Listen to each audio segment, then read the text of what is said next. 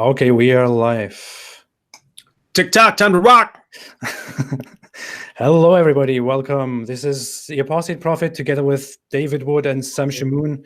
How is everyone doing? There's a little bit of a delay, but if everyone can tell me that the sound is okay, you're hearing me well, you're seeing me, or you're seeing all of us or hearing all of us, then we can start talking right away. Okay, it's working. Wonderful. Volume, everything fine, guys? Okay. Oh, they should check with us too to make sure it's roughly even. Because I don't know. Yeah. Speak. Right. How does it sound, ladies and gentlemen? We sound all right? David, sing. No, go ahead and start that. Ready? Okay. You want me to do it again? A wing my way. A wing my way. Hush A my wing my way. darling, A be wing my quiet, way. my A darling, wing my way. the A wing my lion way. A sleeps wing my way. A wing my way. Hush my darling. I think that's enough. That's pretty much the worst thing. I think that's enough. Okay.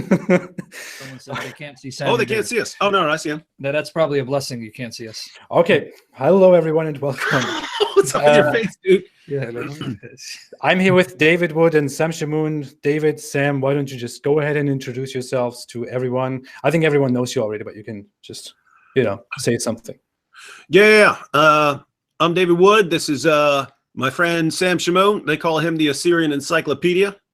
And we talk about stuff sometimes. Yeah, sometimes we talk about Islam usually, but again, we come from a Christian perspective, so that's how we roll. Deal with Islam from a Christian perspective.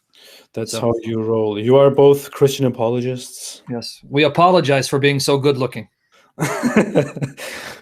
Yeah, you're both very brilliant Christian apologists and very brilliant critics of Islam. You're almost as good as Apostate Prophet.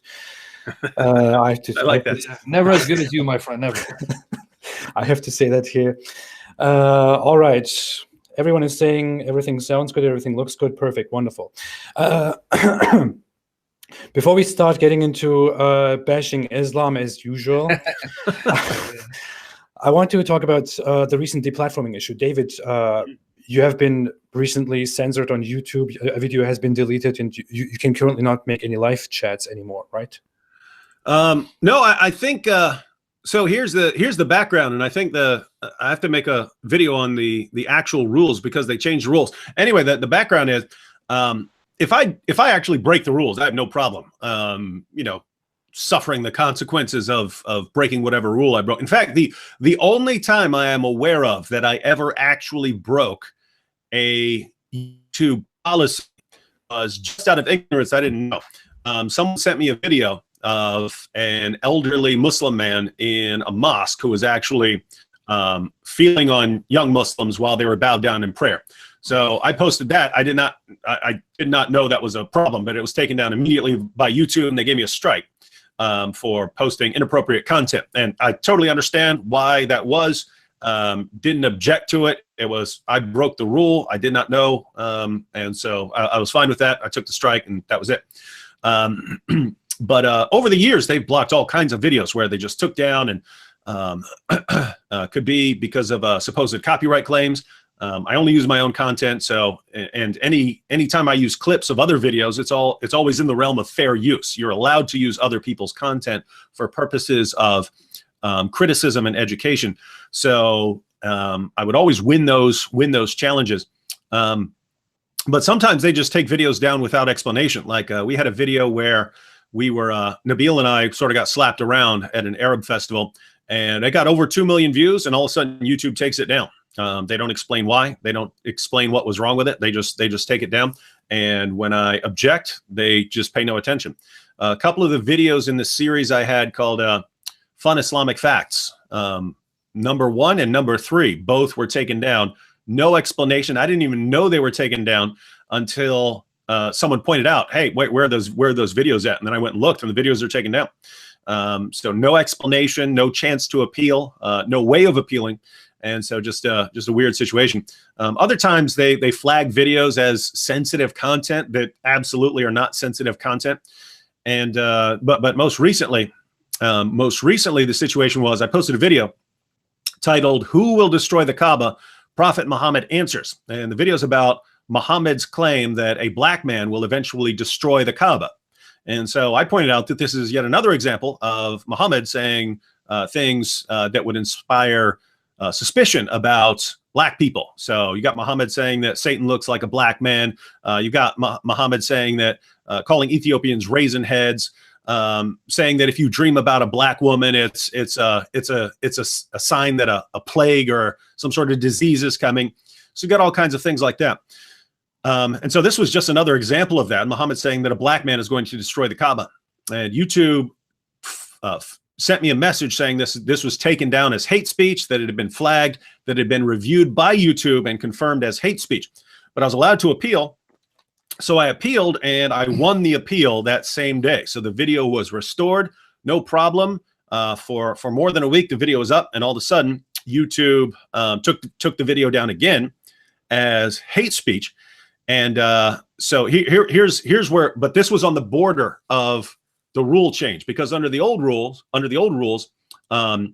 for your first community guidelines strike, your live streaming ability is taken down for 3 months. So the entire time your first strike is up.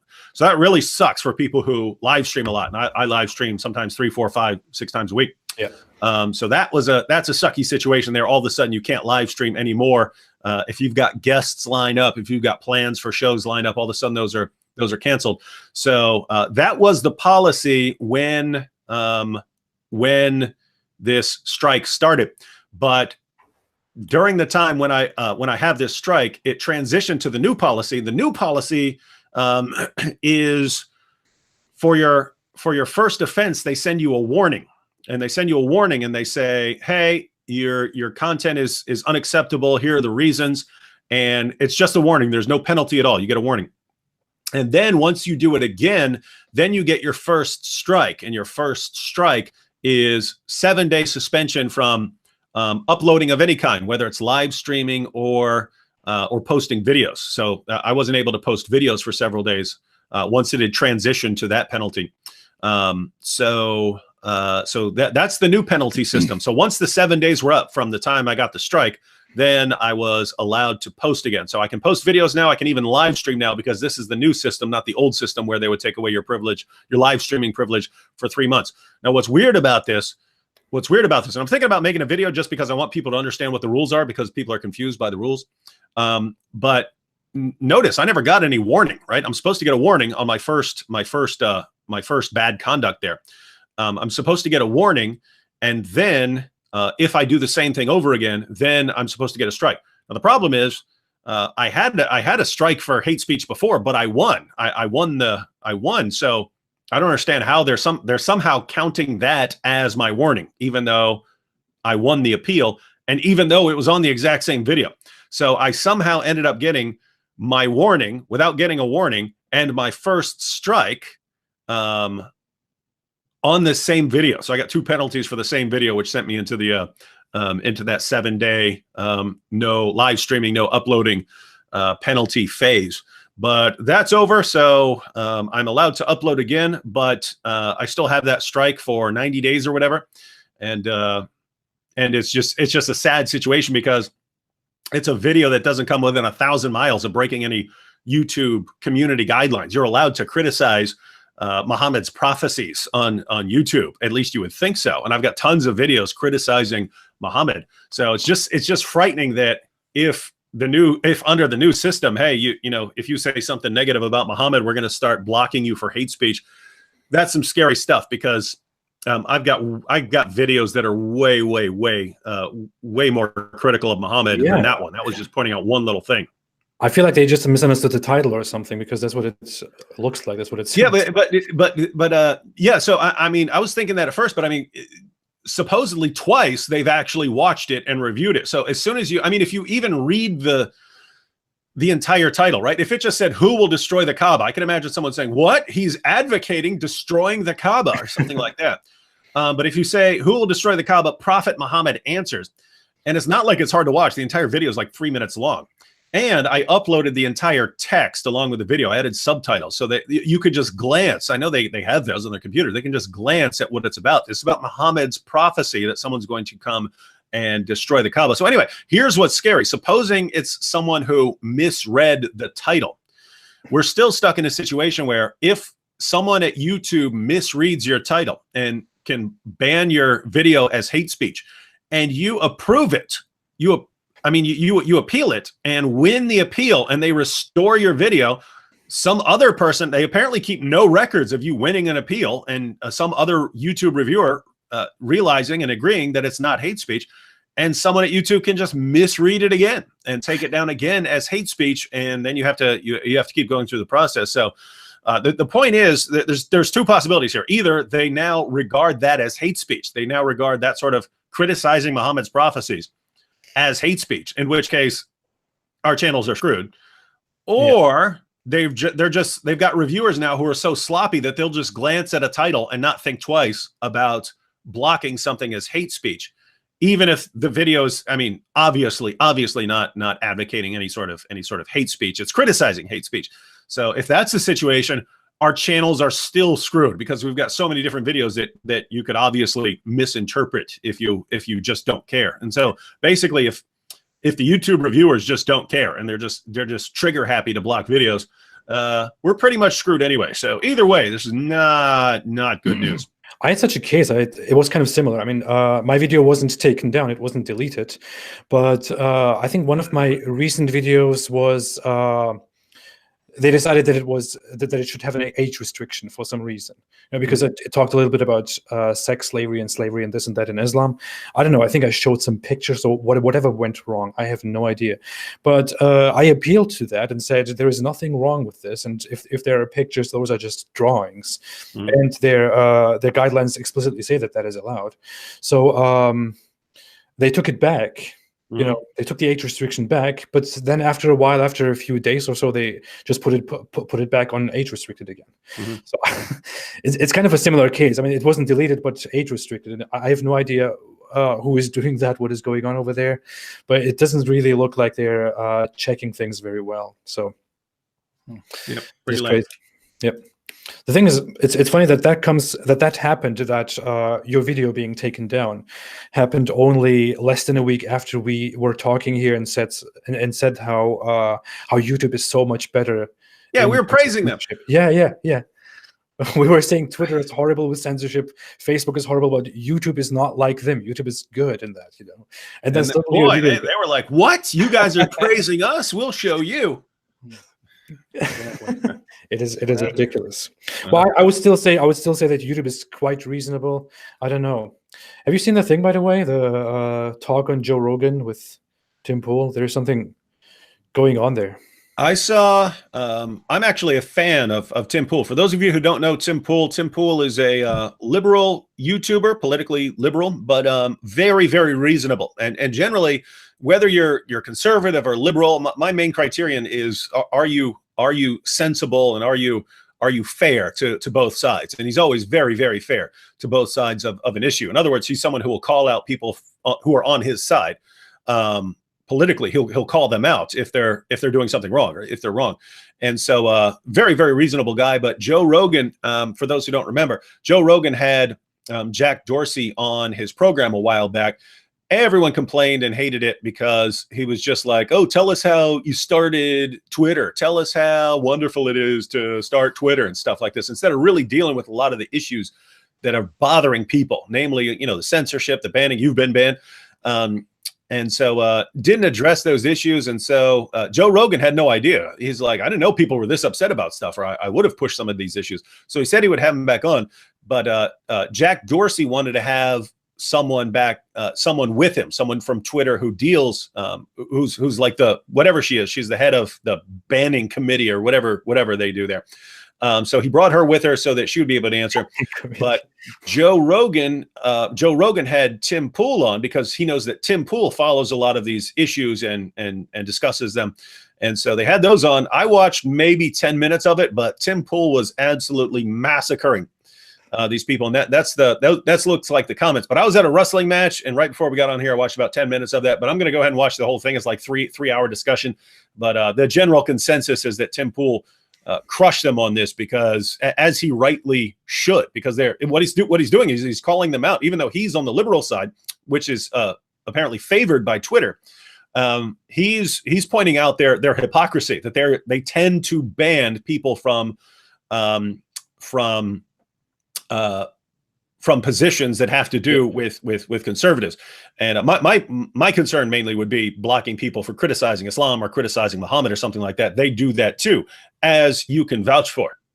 Yeah, absolutely. Well, he was pushing really hard tonight. I saw a little bit of it. I don't know. But just to get away from that discussion a little bit, someone in the comments said Sam is about to fall asleep. So no, I'm actually paying attention to the comments. I've been looking at it, so that's why you'll see me squinting. Yeah. I'm just trying to see if there's anything relevant. The only thing relevant, well, nothing was relevant. So one guy just called me gay. I don't know how he knows. But, yeah, so I don't know how he knows what my anyway. Another guy here, Chandler. I think he's a Muslim in disguise, because he was in Hatun had a debate today, and he was asking questions about Christians again. But he has a name, Chandler, so he's either convert to Islam or he's a Muslim under disguise. And he had some questions about Christianity, even though the topic is about Islam. So, but hey, that's all. So that's what I'm looking at the comments. Yeah, now I just have to say, if Sam were gay, do you think he'd be able to not be staring at this right now? I mean, come on, people, be realistic here. Come on, come on. He's making my heart skip a beat. He wouldn't be able to read the comments with this power right beside him. See that? Make my heart skip a beat. Come on, brother. That's right, brother. All right. So, okay, people are pointing out the Tommy Robinson situation and stuff like that, but yeah, lots of banning going on. There's so much going on. What about the Tommy Robinson issue? Do you want to say anything about that? Yeah, and by the way, see, we're going to start off with discussing the the deplatforming issues, because they're everywhere now. But Sam has agreed that if you can stump him on any question, he will give me $10,000. No. How it works is, if you put me, under a magnifying glass, I'm gonna crack. So this guy just wants me to crack. I can't. Yeah. So anyway, if you guys have any questions you'd like Sam to cover, you can do that. But the Tommy Robinson. See, I don't follow a lot of, because we're on the opposite side of the Atlantic Ocean here, so I don't follow a lot of what's going on with Tommy. But I know, I mean, my goodness, I can't recall the media going after anyone like they go after Tommy Robinson. But so he had already been banned from Twitter, and that was a situation where banned. They said he was banned or was saying Islam promotes killing, and they said, "Hey, this is this is against our rules regarding hate speech," and they took down his account for saying Islam promotes killing. So I immediately started posting. When I saw that, I immediately started posting what Muhammad said: if anyone leaves his Islamic religion, kill him. Is that killing or not? Because I mean, it's obvious that Islam promotes killing. So that was just a sad situation where no warning, no anything, just take down his account. So he'd been taken down from there. He'd been taken down from PayPal, and now he was taken down from Facebook and Instagram. But it was a weird situation, because I was reading Facebook sent out its decision. It said, "Oh, Tommy was saying that Muslims need to be beheaded and this and that." And I was like, "Whoa! If he's saying that, then yeah, he should be banned." But then I was thinking, bull, right? He didn't say that. I mean, with all of these media organizations following him, following every move he makes, I would have seen that 1,000 times a day from the time he posted something like that on Facebook, right? But they're offering no evidence, and I'm thinking that's just false, right? I would see that sort of thing. They would have been shouting from the rooftops that Tommy has been calling for Muslims to be beheaded and so on. And Tommy called them out immediately for lying. So show me where I said that. Show me where I've said anything like that. So totally bogus claims, took him down. And it's just a sad situation, because there's this it's an interesting situation where you've got companies like Facebook and Twitter, and these are companies, and these aren't the government. So when we talk about freedom of speech and your First Amendment rights are about what the government can't do to you, right? The government cannot stop you from speaking. The government can't do that. So it's not about what someone can do with their company or in their home, right? Like if you come over, if you run up in my house and you start yelling stuff and I make you get out, that's not violating your free speech rights, right? It's my property, right? So it's a different situation. So you've got companies like Twitter and Facebook, and they are allowed to make their own their own rules and so on. But they're becoming so dominant that they are becoming like new public ground for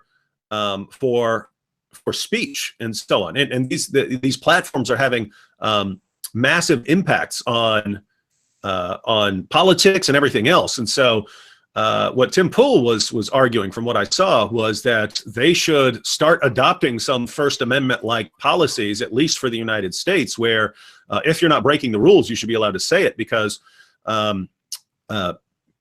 it's almost like it's that Twitter and Facebook are the new public forums, and so they're almost on along the same lines as standing on a public sidewalk or something like this. This is where it is society. That's what I was recently trying to point out. We have government institutions, anything, the president, everyone has a Twitter account. There is a Twitter account for everyone.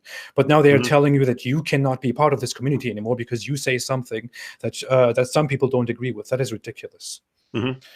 Yeah, so Tommy got banned from Facebook and Instagram. So now he's banned from pretty much everything except YouTube, but he's got politicians and media personalities who are saying that he needs to be banned from YouTube as well, and that's just scary, right? Because they're kind of going down the line, right? They went after Alex Jones, and I don't watch Alex Jones, and I've heard that he says all kinds of nutty things. I believe, I don't watch him, but I'm assuming he does say some pretty wild things. But they block him, and there's an uproar from his fans, but there's not a lot of uproar from everyone else, because well, who cares? He says all these crazy things. But guess what? Anyone who thinks, okay, we're going to get Alex Jones out the way and then we're just going to stop, he's the one we wanted. That's moronic, right? It's Alex Jones, then next in line, the next in line, the next in line. So right now they're in the Tommy phase. They're getting Tommy banned. But guess what? All the rest of us are next, right? All the rest of us are next. We are being banned in certain ways, but we're still present on the major platforms. But so the idea that, oh, well, Tommy, he's a big jerk and he said this in the past, or he was with the EDL, therefore it's okay to ban him and not care about it. Guess what, guys? Once you agree to that, once you can say, I don't like what he says, therefore it's okay to ban him, you are advocating a system where you get banned. You get banned for saying things that people don't like. And once you do that, then yeah, we're next in line here. You can't just silence people. I mean, there are people. There are all kinds of people in society. People have things to say. Some people will influence society in a good way, others in a bad way. You are making an influence. I am making one. Sam is making one. Everyone here who says anything is making some sort of influence in society, and it just doesn't work. That some major corporations try to get in the way and control exactly what people say and how they influence society. That's not how it works. If that's how they are trying to control the discourse, the future of society, that will just make things worse. By shutting down people, by shutting down voices, you won't get rid of those voices. You will just make those voices much more radical. That's how it always ends. Anyway, it's a good thing to talk about this. For all those who don't know, who haven't been following, I have been banned from Twitter for something very, very stupid, for something unbelievable. I just responded to a Muslim person who said that killing spiders wasn't okay in her house, and people are going around saying that Islam is violent. I only responded to that saying Islam orders the killing of apostates, gays, critics, blasphemers, and so on. Islam orders to fight the non-believers, insults them explicitly, and orders to fight disbelievers by the sword.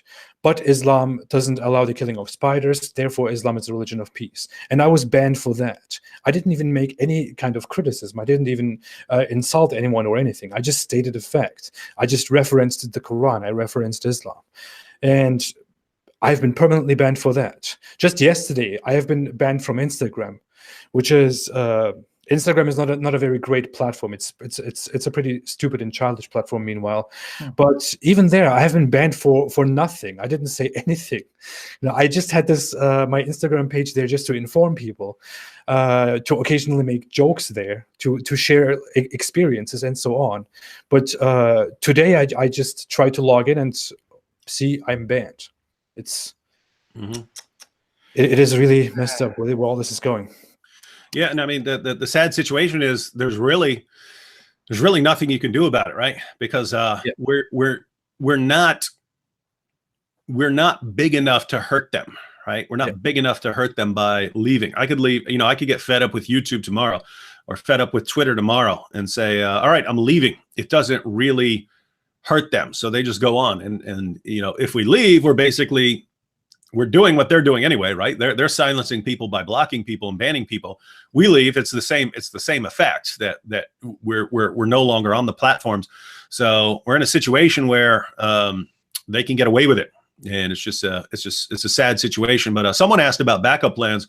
I don't know exactly, but there are platforms that have a stronger commitment to freedom of speech. So that's like Minds and BitChute, and so sites like that. The problem is they don't have any. They're not nearly as big. They don't have nearly the number of users that a site like YouTube has. And so it's not the same thing, right? It's not, oh, let me just go make my videos there. Well, my videos there will get a tiny fraction of the hits that they get on YouTube. And I don't like the alternatives as much. With that said, in other words, I find YouTube much easier to use and it works better and so on. So I like YouTube better. With that said, some of those other platforms are newer and they are adapting as they get better. So like Minds, for instance, sometimes I'll think, oh, you know, why can't you upload your own custom thumbnails on Minds? I don't like that. And then a couple months later, I'll look at it and you can upload custom thumbnails. So hopefully these sites continue to get better. And as the main platforms continue to ban and block people, more and more people go over to these alternatives. But basically, I'm going to start. I've started uploading videos to a BitChute account and a Minds account. And because at the end of the day, you don't know which one's going to take over.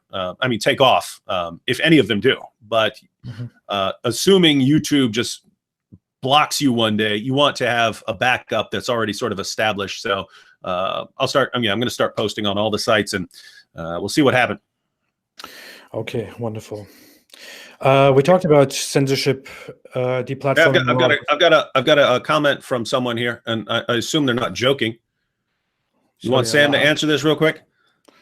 It's about Muhammad in the Bible. It's about Muhammad in the Bible. It's up to you, friend, because it seems like the Muslims want to turn this into a Christian dialogue because they're asking questions about the Trinity. I don't mind, but this is, like I said, this is your channel, and we're here talking about. It's actually a good topic. No, I wanted to get into something Islamic anyway. So if it's about Muhammad in the Bible, it's something I wanted to make a video about very soon. But since we have you here, why don't you just go ahead and answer the question? Yeah. Well, either one of us can do it. He's the authority as well. Do you want to answer this? I mean, it's I've been talking this entire time. This is a fun one, by the way. This is a fun one. Yeah. So the comment here, this is by Shreyan Laha. And by the way, tell me if this is a joke, because I think it, I always think that, if you've got someone who watches Zakir Naik and Ahmed D. videos, you could see why they'll come on here and don't know what they're talking about, and they'll just repeat it thinking that they're making a good argument. But there are also people who know how stupid these arguments are and will post them just so that we can show everyone how dumb they are. So if you know whether this is just some sort of troll trying to get us to respond, or if this is actually a Muslim who believes this, let us know.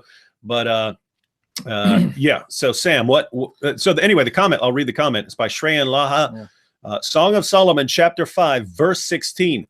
Muhammad is in Song of Solomon. Hikko Muhammad Takim, right? Yeah. That's how Zakir Naik says it. That's exactly, it's taken from Zakir Naik. Hikko Muhammadim Zaiduri. Yeah, Zarai, Banai, Jerusalem. Yeah, so Muhammad is in Song of Solomon 5:16. Now, as those of you who've been following David Wood or me, we've already dealt with this quite thoroughly. Notice even the transliteration makes it sound like Muhammadim is the Hebrew, whereas in reality it's Mahmadim. It's Mahmadim. But okay, we'll give the Muslim a pass here. The assumption is that here Muhammad is mentioned by name, and yet because of the dishonesty of Jewish or Christian translations, this is part of the argument as well. For example, Emmanuel in Isaiah 7:14, you render it as Emmanuel. You don't render it as God with us. So why wouldn't you render this as Muhammad? Well, because the context is quite clear. Solomon's wife is describing the characteristics of Solomon that she admires, because it's not just he is Mahmadim. It's also the way transliterated, mamatakim. Yeah. So as we said in one of our shows, in one of our shows, if there's a prophet named Muhammad, according to this prophecy, then there's going to be a prophet named Mamatak. So we're still waiting for a prophet named Mamatak. We need Mamatak. Yeah. But in reality, if you're going to use this kind of butchering of scripture, the word Mahmad appears quite often in the scriptures. Now, this is the plural form, Mahmadim. And they say, well, it's plural of majesty, right? So in reality, it's still equivalent to Muhammad. Well, if you're going to argue that way, and if you want to show some of the verses like Ezekiel 24:21, you will find this word Mahmad appearing quite often in the Hebrew Bible, and not in contexts that are helpful for Muslims, because you're going to find passages where God says he's going to remove the Muhammad of your eyes. He's going to profane Muhammad. Now, I don't think Muslims want to use those passages to prove that their prophet is prophesied, because according to these passages, this person, Muhammad, will be profaned, disgraced, and removed by the true God, because obviously God is disgusted with Muhammad. But beyond that, and if you want to find the verse, it's up to you. But I've got it. Beyond that, okay, do you want to read it before I go to the next point? Go ahead. Oh, sure. Okay. So verse, what do you want, 24, 21? If you go to Ezekiel 24, and you can read just 20, 21, or all the way, we'll see it. And the people said to me, will you not tell us what these things mean for us, that you are acting thus? Then I said to them, the word of the Lord came to me. Say to the house of Israel, thus says the Lord God, behold, I will profane my sanctuary, the pride of your power, the delights of your eyes, and the yearning of your soul, and your sons and your daughters whom you left behind shall fall by the sword. And what is the word delight? It's Muhammad. What is God going to do to Muhammad there? He is going to profane him. Really? Yeah. And yet Muslims want to argue that because the word Mahmadim appears in Song of Solomon 5:16, proof that Muhammad is mentioned by name. But he's also mentioned by name in Ezekiel 24:21. Yeah. Hang on. Yes. But also in verse 16, right? Yes. Oh, check this out. Check this one out. Because now you've got an additional problem, Muslims, right? Yeah. So notice, in case anyone's not following the argument here, the claim is that the Hebrew word Mahmad, right, which is a perfectly normal Hebrew word that occurs in multiple places in the Old Testament, Muslims will pronounce that Muhammad and say that this is actually Muhammad when the word is used in Song of Solomon 5:16. What's the problem? Well, this is used in other places. So obviously, if Mahmadim, which is the plural version, if that is somehow applying to Muhammad, then why wouldn't it apply in other places where the word is used? And right here in Ezekiel, chapter 24, verse 16, God is telling Ezekiel that his wife's going to die, right? He says, son of man, behold, I'm about to take the delight of your eyes away from you at a stroke, right? So think about this. The delight of your eyes here is Mahmad. So Ezekiel's wife is Mahmad. Muslim apologists tell us that Mahmad is Muhammad. So if they're consistent, if they say, okay, the word Mahmad means Muhammad, then according to Muslim apologists like Zakir Naik and Ahmed Didat, Muhammad was the prophet Ezekiel's wife. And so he was, Muhammad was either a woman or he was gay in a homosexual transgenderism, marriage. Transgender, something like that. What's wrong with you? Either way. My goodness. Transgenderism already. So Islam anticipated transgenderism. That's why LGBT people love Muhammad. That's right. And just to add the final icing on the cake, if you're going to use and this again, I got to give credit where credit is due. The late Christian scholar Robert Morey came up with what he called the phonic or phonetic fallacy. Just because a word sounds similar in another language, somehow that means it's referring to the same thing or has the same meaning. Since Mahmad sounds like Muhammad, therefore that's Muhammad by name. Well, guess what, folks? And I know you guys, you non-Muslims, you're going to love this. Guess what? There is a word in Hebrew that sounds like Allah and sounds like Akbar. In Hebrew, you have a word Allah, and it means cursed. And then you have another word Akhbar, which means mouse. Therefore, using this principle, this method of interpreting the Bible, Muslims, when they say Allahu Akbar, they're actually saying in Hebrew, Allah Akbar, cursed mouse, cursed mouse, cursed mouse. That is Here you go, fascinating. Muslims. And so this is what you're stuck with. This is what you're stuck with if you just start taking Hebrew words and trying to force Muhammad into the Bible. And there's a reason for this, by the way, right? The Quran says that Muhammad is mentioned in the scriptures of the Jews and Christians, in the Torah and the Gospel. Muslims have had 14 centuries to show us where Muhammad is mentioned in the Torah and the Gospel. But what you have is they'll jump on a verse like Deuteronomy 18:15 or 18:18, or John chapter 14, verse 16. These are their classics, right? But eventually people start going to them and learning the responses. So they have to start going to other parts of the Bible to find new ones that people aren't ready for. And then eventually people catch on to how stupid those are. So then they have to go to different ones, right? But I mean, think about this. If they had one good one, well, I mean, technically they would need one good one from the Torah and one good one from the Gospel, because those it says they're in both. But they've had 14 centuries to find one that isn't a complete disaster. And now their main go-to verse from you can see from Muslims in the chat is that Muhammad is mentioned in Song of Solomon, chapter 5, verse 16, which is Solomon's bride praising her husband. And if you read this, let me just found there. Yeah, see, right in the middle of Song of Solomon, the same book that Muslims tell us, oh, this is all about sex and a sexual relationship. That shouldn't be in the Bible. And then their apologists turn right around and say, yeah, that's where we find Muhammad. Well, that would fit. But going back, what about the one in Isaiah? Isn't there Isaiah? Isaiah 29. Yeah. That one.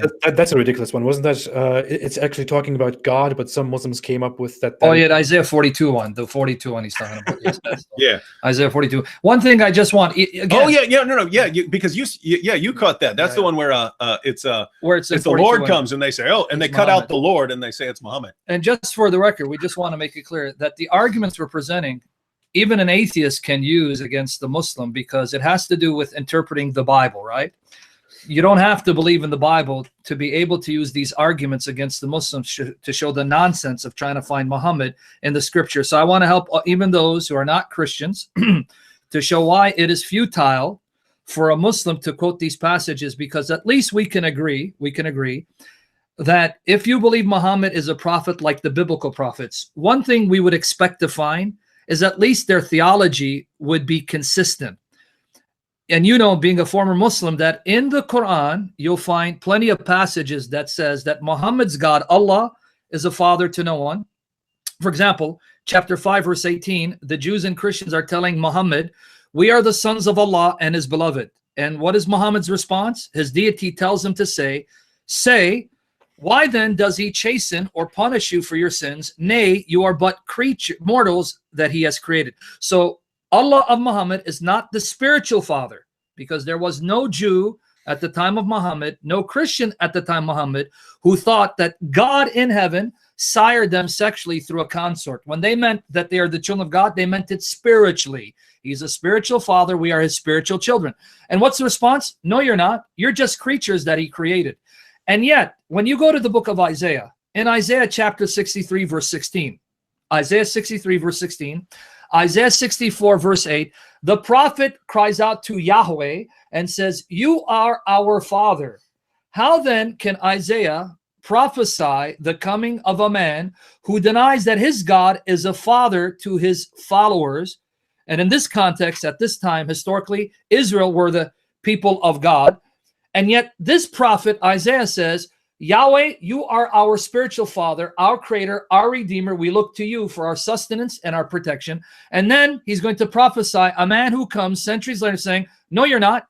You're not their father. So then how can he be a prophet prophesied by the prophets of the Old Testament when the theology of these prophets contradict the theology of Muhammad? Just remember that when you're dealing with Muslims, they're trying to gold mine the Bible for prophecies of Muhammad.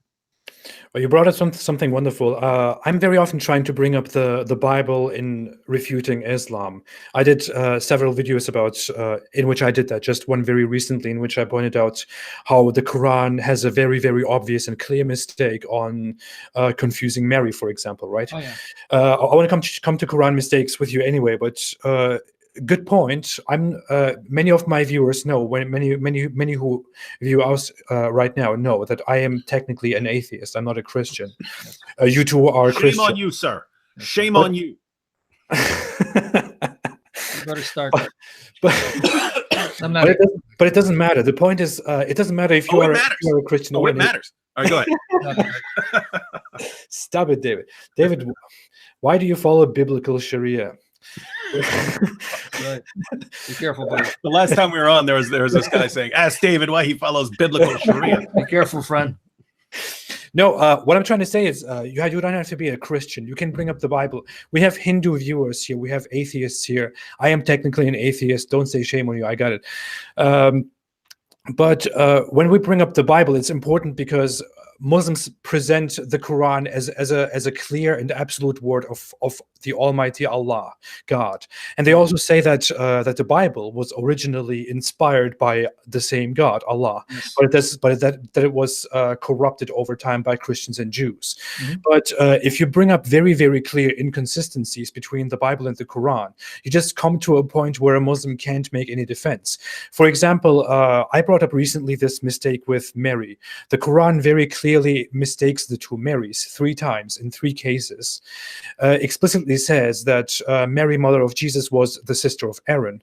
Mary, mother of Jesus, was the daughter of Imran. And in another case, again, says the same thing and explains it very, very lengthily, so that it can't be a misinterpretation or a problem in reading it. It is obviously false. So we have now the Bible, which from which we all know that Miriam, prophetess Miriam, was a completely different person. That's right. Who lived more than 1,000 years before Mother Mary. So you have that source, and then you have the Quran claiming that these people are one and the same person, which is simply because Muhammad apparently wasn't able to differentiate between those two people, because both of them have the same name. Both of them are called Miriam or Maryam in Arabic. Yes. And he couldn't properly make out who Maryam, daughter of Amram, is and who Maryam, mother of Jesus, is. So he just mixed both of those together. And in order to prove that, in order to confirm that, we need to look at the Bible and see how it really historically looks. You don't need to be a Christian for that. And if we do that, if we take the Bible, we have an absolute proof that the Quran has a very, very obvious mistake and is therefore wrong, is therefore a fabrication, a man-made product, and that Islam is a big, big lie. But I want to make a video about that very soon again, but just wanted to say that to add to your point about... Let me just let me help people understand what you're referring to, because he said it fast for them, and just want to give them the references. For those of you who are taking notes, he's going to make a video, and we have videos on it. But for those of you who are looking for the references now, in the Quran, I'm going to give you the references. It's chapter 3. You have to write down verse 33 and 35 and 36. Chapter 3, verse 33, 35 to 36. There, it praises the family of Imran as the greatest of all creatures. Now, if you just read chapter 3, verse 33 of the Quran, you won't know why the family of Imran is the greatest of all creatures. But then you're told why as you continue reading into the narrative, because Imran happens to be the maternal grandfather of Jesus, according to the Quran. Because in chapter 3, verse 35, it says, the wife of Imran cried to Allah for a child, and Allah gave her a daughter, and then she named her Mary and entrusted Mary and her future offspring. I guess Mary's mother was a prophetess because she knew she was going to have a son. She entrusted Mary and her future grandson to the protection of Allah from Satan. So now notice, Mary's mother is called the wife of Imran in chapter 3, verse 35 to 36. That's one. The reference you're referring to where Mary is called the sister of Aaron, it's found in chapter 19, verse 28. Ukhta Harun, the sister of Aaron, chapter 19, verse 28. And then in two places, Mary's called the daughter of Imran. The daughter of Imran. 66:12 is the most obvious, because there it says Mary, Maryam bint Imran. But she's also called the daughter of Imran in chapter 21, verse 91. So 1928, 2191, and 66:12. Why is that important? Because some Muslims will try to explain away the fact that she's called the sister of Aaron, because they'll say, well, she may have had a brother named Aaron. You don't know. Or brother in the sense of that she's from the line of Aaron. The problem with that argument is she's not just called the sister of Aaron, she's also called the daughter of Imran. The only woman in the Bible who is the sister of Aaron and the daughter of Imran is the sister of Moses, because in Numbers 26:59, write this down. Numbers 26:59, it says that Amram, which is the Hebrew way of saying Imran in Arabic, Amram was married to a woman named Jochebed. Jochebed gave birth to his 3 children. And who are they? Aaron, Moses, and Miriam. So Amram's wife is the mother of Mary, Miriam, Aaron, and Moses. And then in Exodus 15, verse 20, it says Miriam, Mary, the sister of Aaron, the prophetess.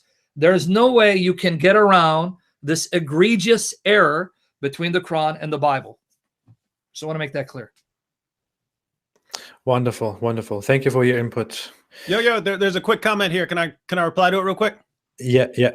Yemeni Brahim said, Sam and David, I loved watching you guys on Jesus or Muhammad show with Pastor Joe. Love you guys. Yeah, we love Pastor Joseph is awesome. But we're in different places right now. I have no doubt that we'll end up with doing some stuff with Pastor Joseph in the future. We just have some awesome chemistry there. But earlier today, Sam, Shamoun, and I were having a discussion with Brother Rashid about doing some sit down shows in the studio. So looks like those will be coming out soon. Live call-in shows with Brother Rashid, David Wood, Sam Shamoun. Should be interesting. Right. Yes. So be on the lookout for that. Yep. All right. Any other questions? Wonderful.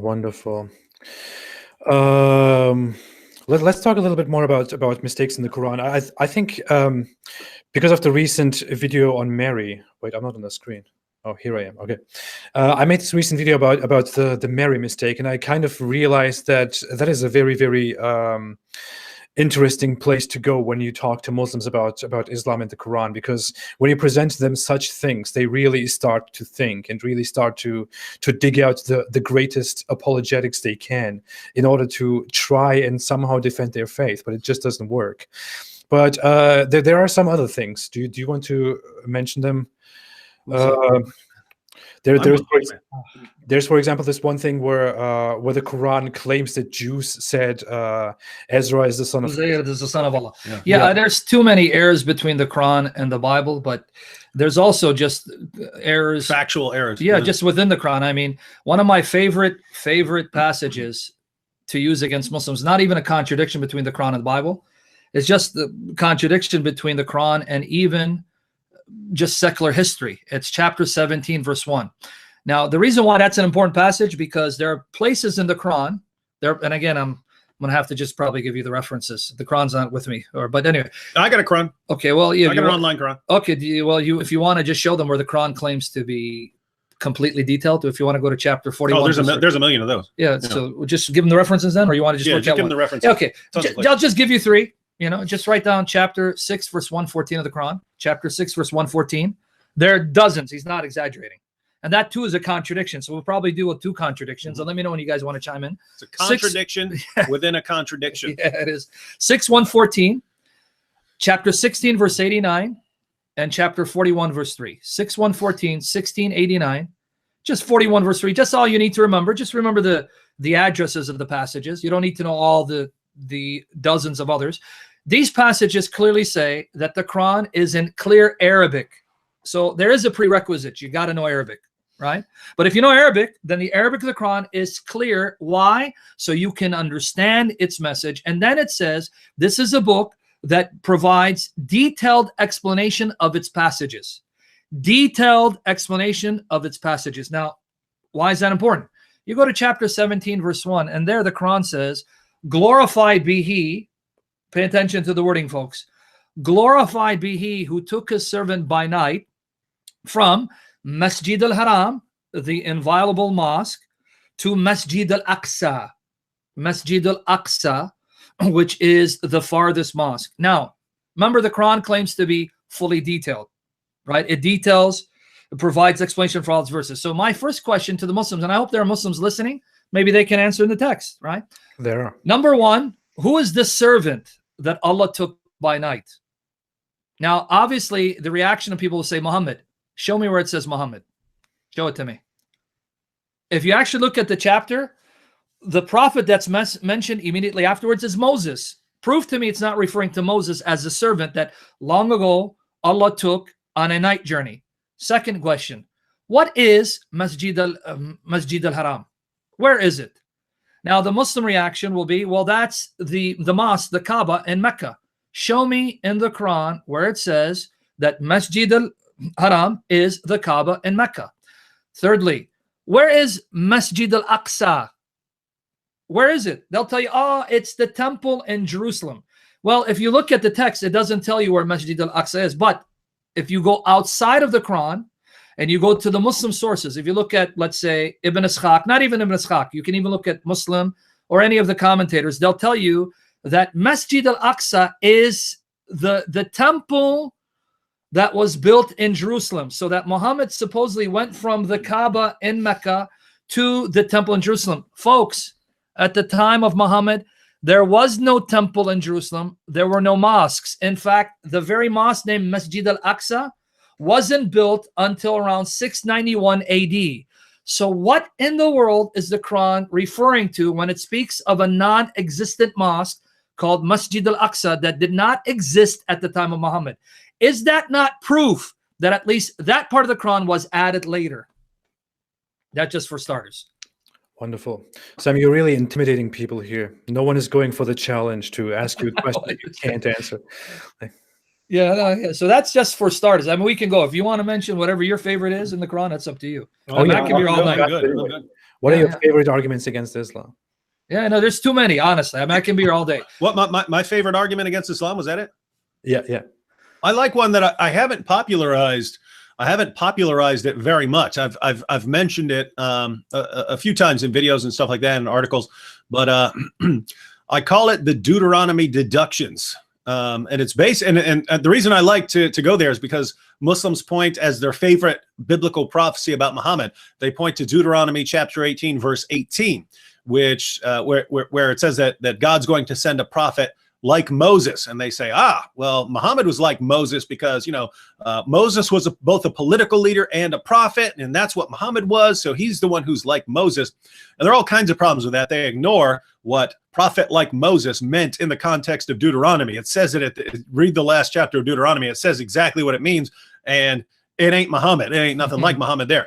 But even in context, chapter 18, verse 18 of the book of Deuteronomy. Obviously, if you're granting chapter 18, verse 18 as inspired, then right there in the same passage, when you get to chapter 18, verse 20, so just 2 verses later, you have to grant that. And they would have to grant it for other reasons, namely that the Quran affirms the inspiration and preservation and authority of the Torah. Muhammad himself swore that the Torah in the possession of the Jews in the 7th century was the word of God. And we know what the Torah in the 7th century said. And Deuteronomy certainly is in there. So so Islamic sources themselves are confirming the reliability of the book of Deuteronomy, which is the Torah.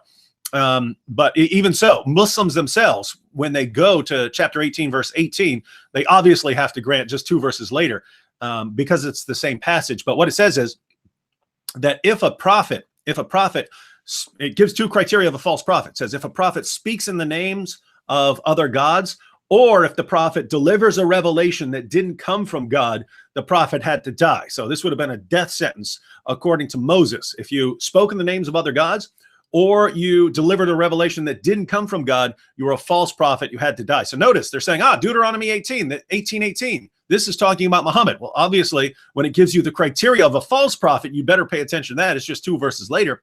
But what's interesting is Muhammad did both of those. He meets both criteria of a false prophet. And I don't mean according to me, because I believe he delivered revelations that didn't come from God. I mean according to Muslim sources themselves.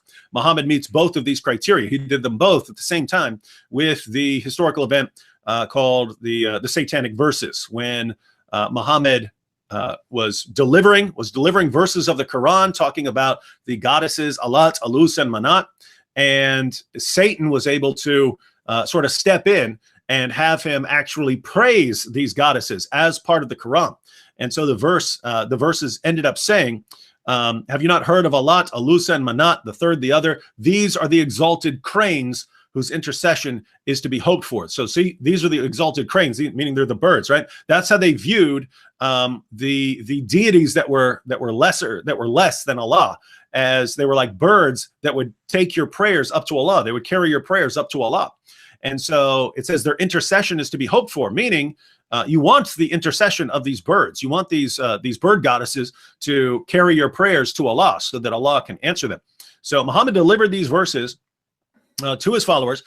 His followers bowed down in honor of them, but then the pagans also bowed down in honor of these revelations. They were overjoyed that Muhammad had spoken positively about their pagan goddesses. Problem was, Muhammad came back later and said, oops, Gabriel informed me that Satan tricked me into delivering those verses. Now, there are all sorts of interesting issues with these, because one, it means that, it means that Muhammad couldn't tell the difference between a revelation from God or a revelation from the devil, so second, that would mean that how do we know what else in the Muslim sources was inserted by Satan? Muhammad committed what in Islam is the worst possible sin, the sin of shirk, right? By associating partners with Allah. So Muhammad did the worst possible sin. Muslims are running around, oh, Muhammad didn't sin.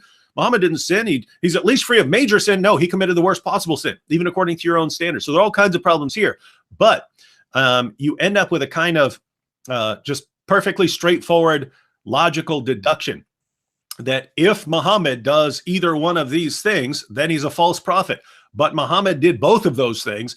Therefore, he's a false prophet. So the only way out of that argument is either to say, well, Deuteronomy 18 verse 20 is false, in which case Muslims are going to have to explain why the Quran is not affirming those verses when it clearly does, and they're going to have to say, hey, it doesn't make sense to go to Deuteronomy 18 as revelation. It's been corrupted, when that's their favorite place to go for Muhammad. So they're either going to have to throw out Deuteronomy 18:20, or they're going to have to say that the incident of the satanic verses never occurred.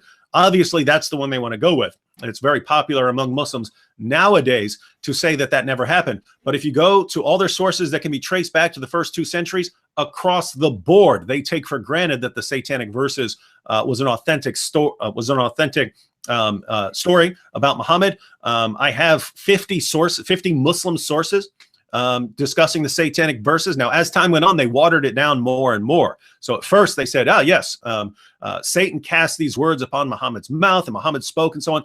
Later they changed it to Satan imitated Muhammad's voice. So it sounded like Muhammad, but it wasn't really Muhammad. And then later, they'll start leaving parts out and so on. So they continued to water down the story. But how it ended up really changing was, for the first 2 centuries, basically, in Islamic theology, they had a doctrine called Ismat al-Anbiya, which was God's protection of the prophets, and they believed that that God would protect a prophet from remaining in error or persisting in error. That was the original doctrine, that Allah is not going to allow a true prophet to remain in error until his death. So God's going to pull him back out of that error. So a prophet could make a mistake. He could make a huge blunder, but God's going to step in and protect him from persisting in that. So with that as the doctrine, there was no problem with the satanic verses, because that's exactly what happened. Muhammad made a big mistake, and then God sent Gabriel to correct the mistake. But later, the doctrine eventually was changed, so that it came to mean that God is going to protect his prophets from any major error. And when that became the official doctrine, that's when they had to start wiping out the story of the satanic verses. But the bottom line is, from the perspective of a historian, there's no way around this, because you'd have to say that tons of Muslims all gathered around and started inventing a story about Muhammad delivering revelations from the devil, and that they got away with it so much that it became common Muslim belief for the first 2 centuries that Muhammad did this. And the fact is, there's no way that's going to happen. If they did not already know that had happened, if that was not common knowledge, and someone just decides one day, hey, I'm going to invent a story about our prophet delivering a revelation from the devil and being tricked and being rebuked and acknowledging that he fabricated things and so on, but based on his desires, that guy would have had his head chopped off, right? So it's called the principle of embarrassment in history. It's basically, if you're going to invent something about your prophet, you're going to invent something positive. You're not going to invent something that's totally embarrassing.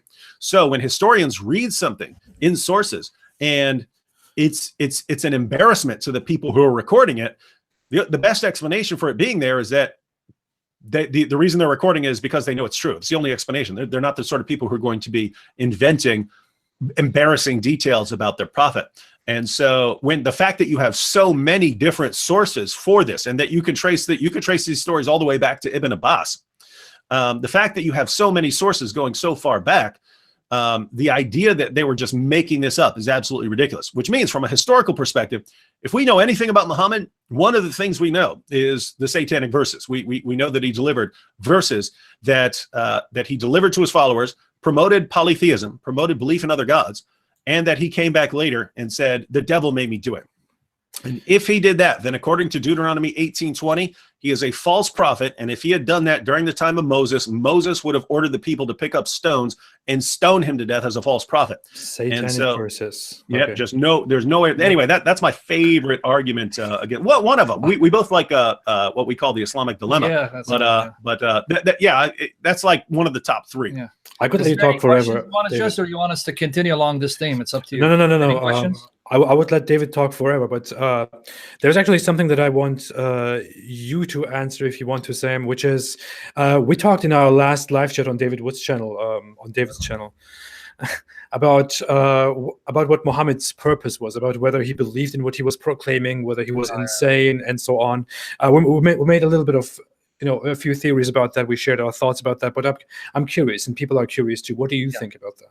What do I think about Muhammad's motive? Was he sincere? Did he believe in that? Was he insane? Was he, Here's the difficulty. This is where someone's worldview will actually affect how they answer that question. In other words, if you're an atheist and you believe in naturalism and you don't believe there's a spirit realm, then obviously you don't believe there are spiritual forces influencing Muhammad, convincing him to believe sincerely he's a messenger of God. So this really comes down to worldview. Now, in my worldview, obviously, because I'm a Christian, I believe in a spirit realm. I do believe there are spirit beings that do influence people. I truly believe, in light of my worldview now, that Muhammad did see something. Now, again, even as a naturalist, you can say, yeah, he saw something. It was a projection of his mind. But what he saw was so powerful and convincing that it really convinced him that he was speaking for God. Because as David was telling me, there are people in, I don't know if I want to call it nut houses, that really are convinced they're hearing from God and have no doubt they're God's prophet. According to my presupposition as a Christian, and that there are spirits, I do believe an evil spirit inspired Muhammad, which is why Muhammad thought he truly was a messenger of God. So I do see that he was sincere to some extent. That doesn't mean that because he's sincere, he didn't make things up, because even sincere men can lie and make things up in certain contexts that will prove beneficial to his cause. But that's what I believe. I do believe a spirit visited him, convinced him that he was the messenger of God and that he came in the line of the prophets that came before him, but he was sincerely wrong, because from a biblical perspective, for those of you who are interested why I would believe this, from a biblical perspective, we are told in 2 Corinthians 11:14, Satan appears as an angel of light in order to influence people and convince them they are apostles and ministers of righteousness. So that's my conviction. And this all, again, comes back down to, what do you believe? What is your worldview? Is it just naturalism? It's just the material universe?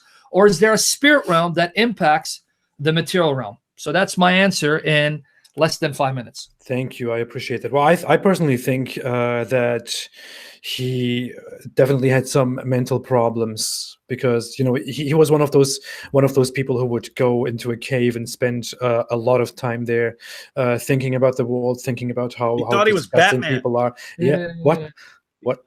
He thought he was Batman. Yeah, and you know what? Till this day, I may be delusional, because I think I'm a combination of Bruce Lee, Batman, and Hulk Hogan, brother.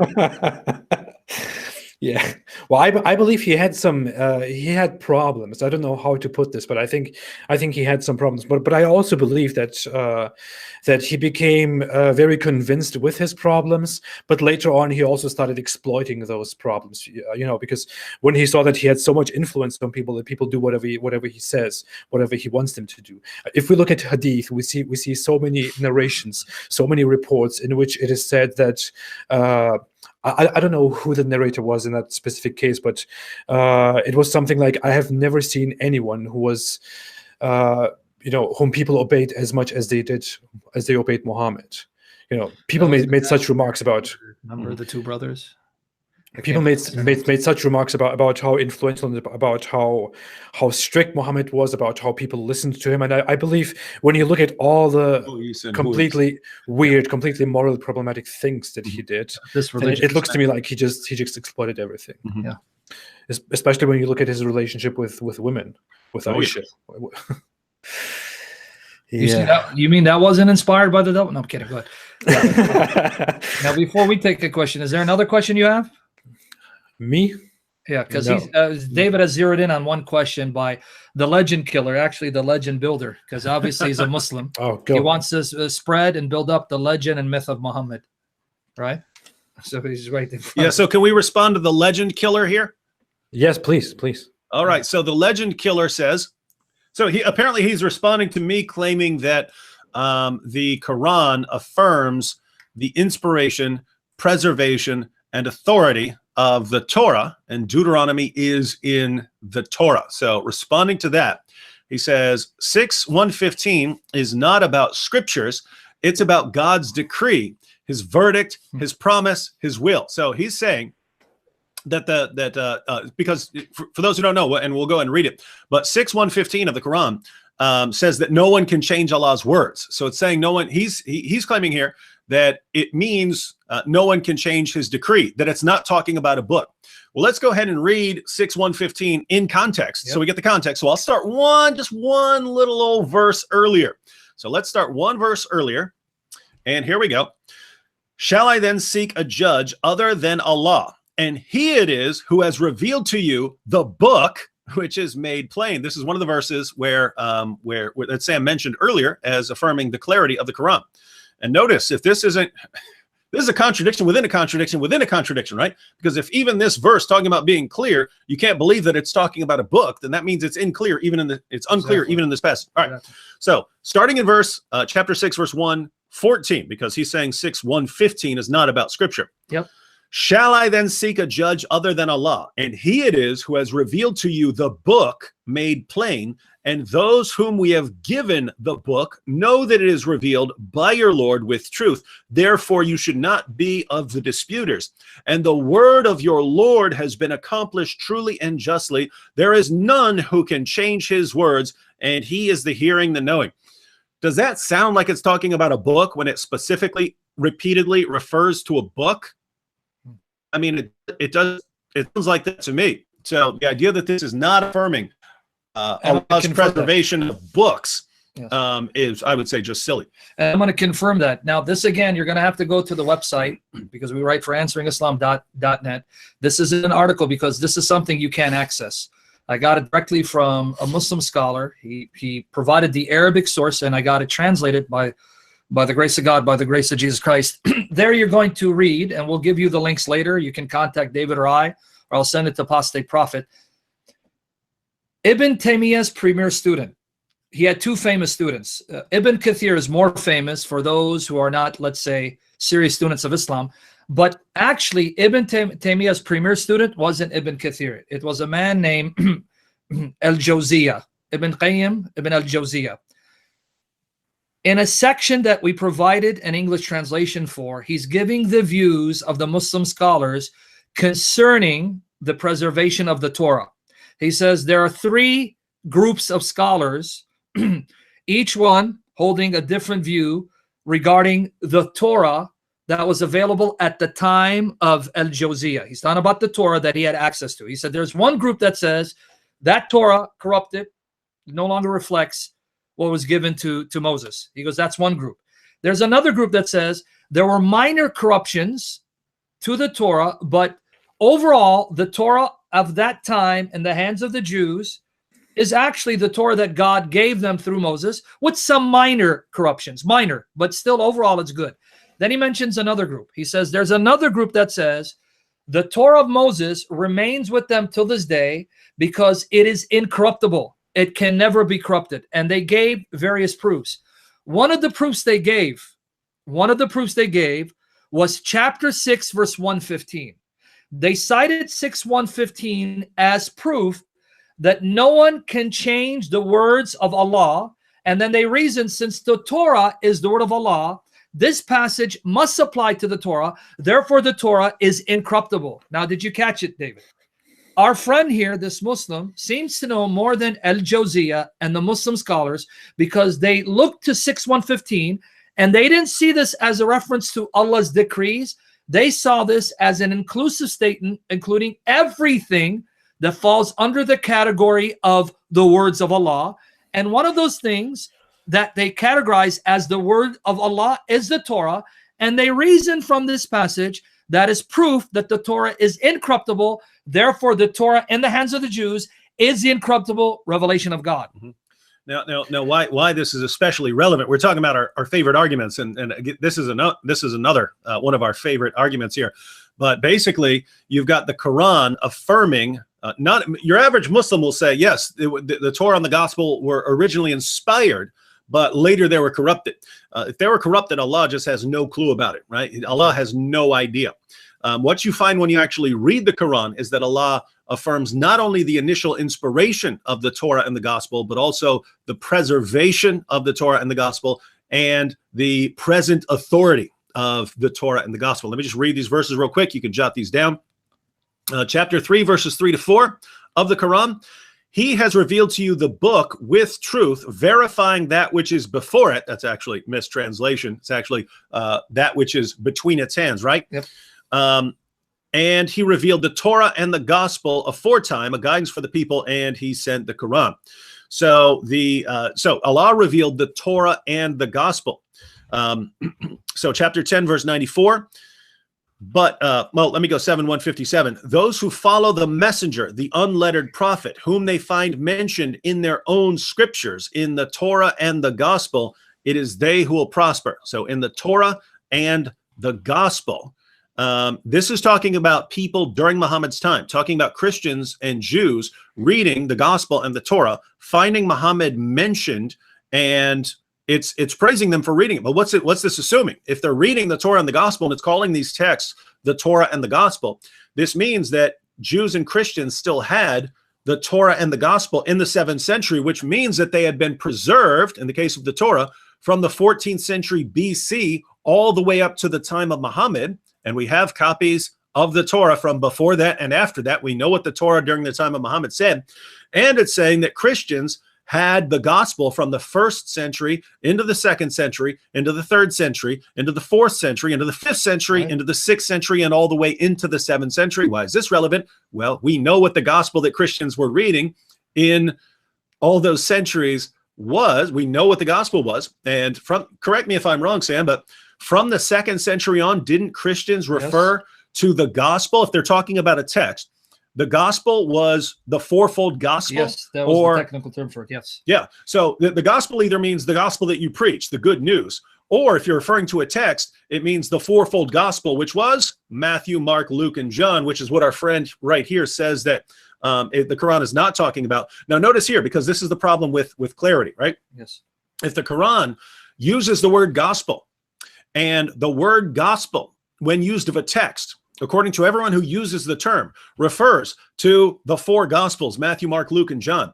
If Allah means something different, if he means some other book that you have no idea about, that you don't know what this book is, I'm talking about some long lost book, and he says that you're still reading it, and he doesn't mean Matthew, Mark, Luke, and John, when that's what the term means, and he says you're reading it, then Allah is not the clear communicator he claims to be. He'd be the worst communicator in all of history, right? So just give you Muslims an example. If I start talking about the Quran, which is read around the world by Muslims, and I start talking, oh yes, the Quran, yes, I believe in the Quran, the Quran that is read around the world by Muslims.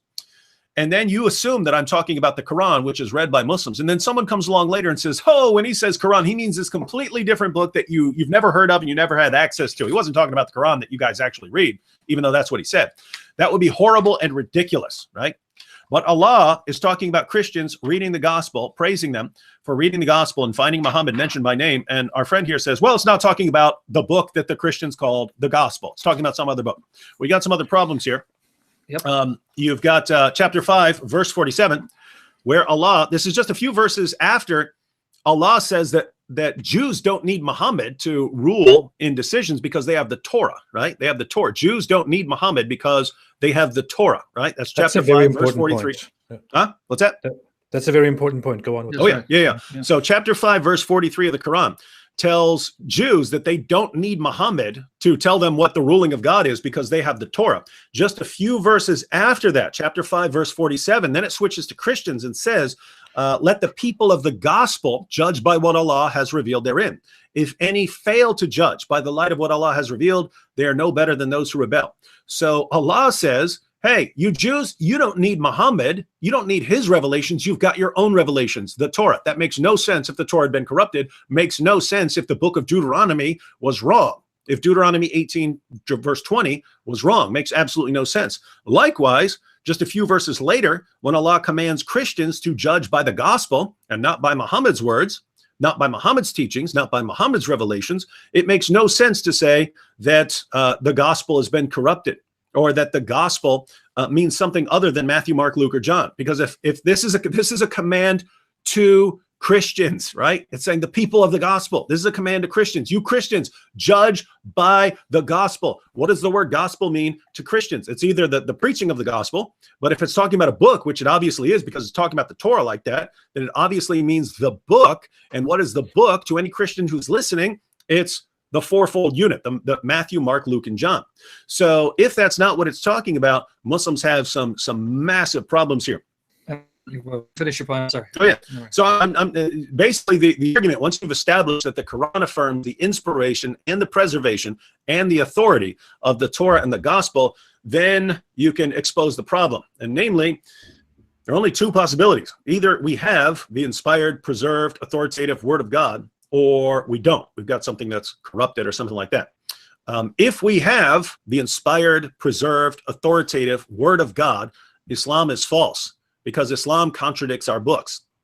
If, on the other hand, we don't have the inspired, preserved, authoritative Word of God, Islam is false because Islam says that we have the inspired, preserved, authoritative Word of God. So if we have the Word of God, Islam is false. If we don't have the Word of God, Islam is false. Thank you, Legend Killer, for trying to build a legend and then getting that legend killed. Now, sorry, brother, I don't want to belabor the point, but I do want to just add the icing on the cake. And if you can go to the Quran, chapter 48, 29. I'm going to hold up this book. Thank God it's right here. This wasn't planned, by the way. David knows we didn't plan this to be here, right? I just saw it here. Okay, this is The Life of Muhammad, the English translation by Alfred Guillaume, however you want to pronounce his name. Guillaume. Yeah, okay, Guillaume. Of Sirat Rasulullah by Ibn Ishaq. Now, here it is.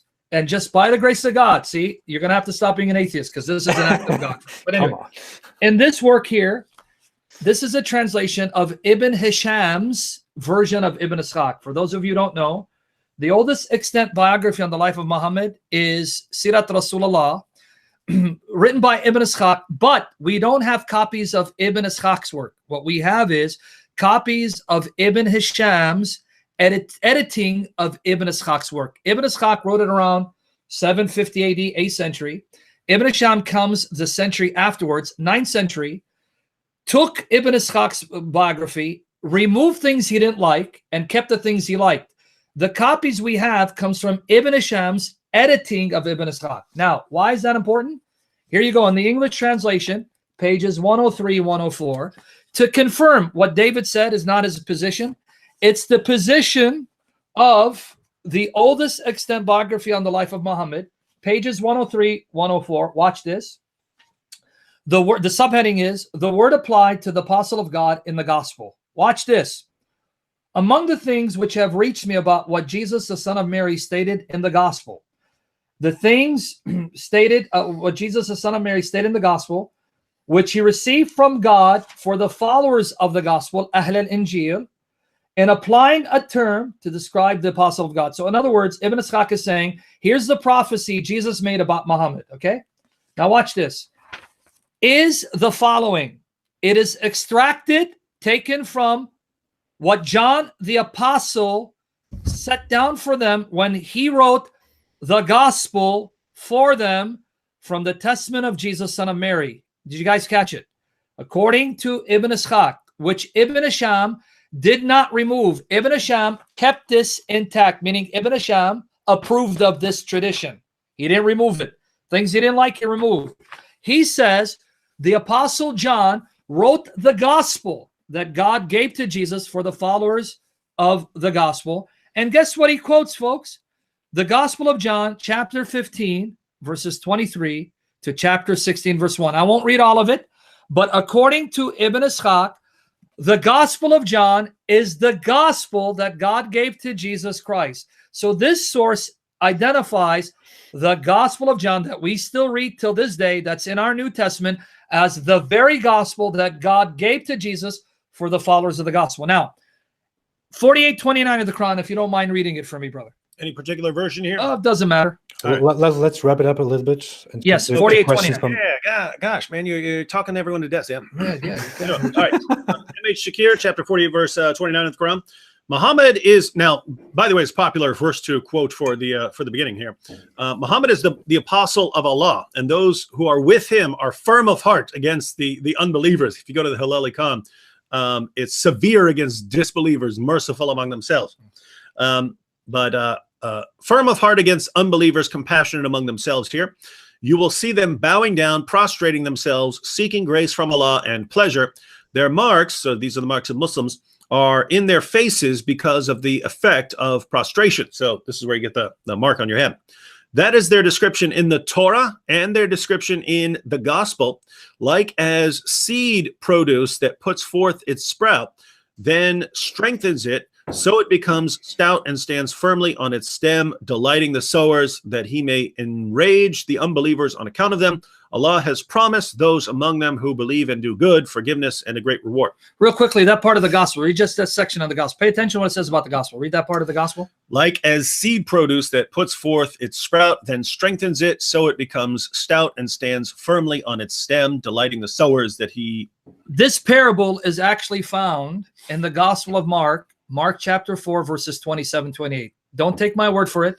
Read Mark 4, start at 26, read to 29. What you just read there, I won't say it's a direct verbatim quotation, but it is referring to this parable. And guess who admits this? Yusuf Ali, in his commentary to this passage, he says this parable of the gospel is Mark 4, 27, 28. But wait, David, that means this source is identifying Mark's gospel as the gospel.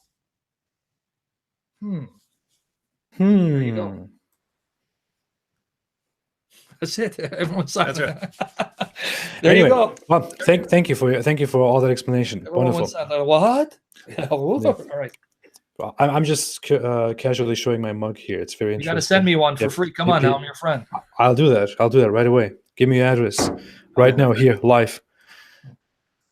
Okay. I want to take some questions. We talked a lot. I appreciate that very much, but there is an interesting one that people ask so often, no matter if they're atheists, Christians, or whatever. It's about whether Muhammad really existed or not. Yeah. There are so many theories about it. I talk about it sometimes, but what do you think? To just give a short, brief answer to that, what do you think, David, and what do you think, Sam? Because I actually, me and you have the same position. So do you think it's relevant? Yeah. Well, I mean, it's I had a debate with Robert Spencer on this topic because he came out with a book about the existence of Muhammad. Did Muhammad exist? Where he argues that Muhammad may have existed, but if he did, we know next to nothing about him. Not even that he existed. So the problem is you don't have any reliable early sources that talk about Muhammad. Even when you have a source talking about someone among someone named Muhammad among the Arabs or something like that, the timelines don't match up with Muhammad, right? Like when the Muslims show up to Jerusalem, the source that we have talks about Muhammad being their leader. But guess what? This is a couple of years after Muhammad's death. So you have some problems like that. So basically the situation is, you take someone like Jesus. We have all kinds of first century sources about Jesus, but Jesus is just a carpenter from Nazareth, right? He's not making some big scene on the world. Whereas Muhammad was supposedly conquering Arabia. He's conquering Arabia. He's challenging the Romans. He's challenging the Persians, the Romans. Everyone's in a panic over Muhammad. Muhammad is terrifying everyone. Yet you go back to the sources of the time, and there are lots of sources during the time. No one's ever heard of him. No one's ever heard of Mecca. No one's ever heard of any of this. It's not until later that we get this kind of information. So that's the problem, right? If Muhammad really were the person that we read about in the Muslim sources, seems like someone would have been aware of him, but they're not until later.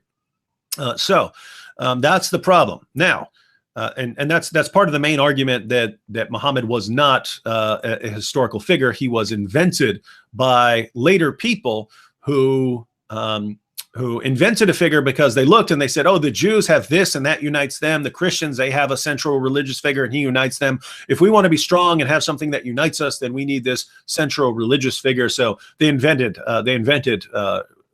some or all of the stories about Muhammad. I don't take that position, but it's interesting because earlier we talked about the principle of embarrassment. And in my debate with Robert Spencer, I basically had to rely almost exclusively on the principle of embarrassment. Again, for those who weren't watching earlier, principle of embarrassment is the principle that if you're inventing stories about someone that you want people to believe in, you're probably not going to invent stories that hurt your case or stories that people are going to embarrass you, right? You're going to invent good stories, right? Like us right now, if we sat down and we said, we're going to invent a character that we want everyone to believe in so that people can be, whatever it is we want them to be. We're not going to invent a bunch of really, really weird stuff that makes this guy sound like a total lunatic. We're not going to do that, right? We're going to invent positive stories that just happen to fit with whatever ideology we want to ram down people's throats.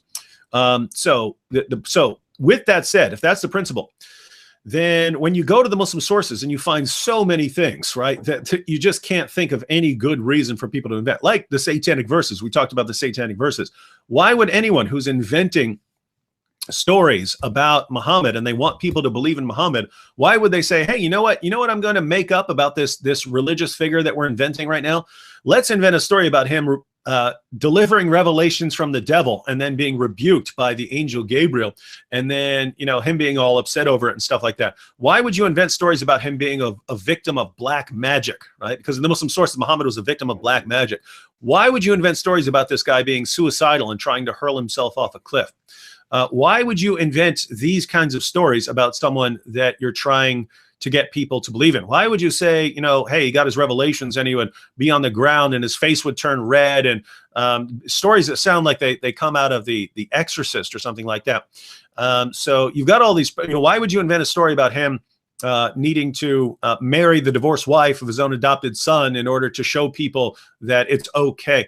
Why would you have to have all of these verses that have no relevance apart from the life of Muhammad? Like if you make an oath to your wives that you're going to stop having sex with your slave girl, then you don't have to keep that oath because Allah didn't tell you to keep that oath, and so you can violate your oath. That's in the Quran, but it's directed towards Muhammad.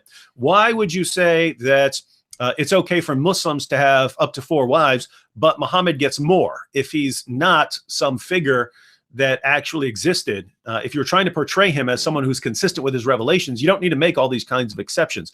And so my position is, yeah, there is this big gaping hole of history where there should be information about Muhammad, but it seems less probable to me that someone would invent all of these really, really weird sources. So the decision you make, if you read Robert Spencer's case and the case of others that Muhammad didn't exist, or that if he did, he's completely unrecognizable.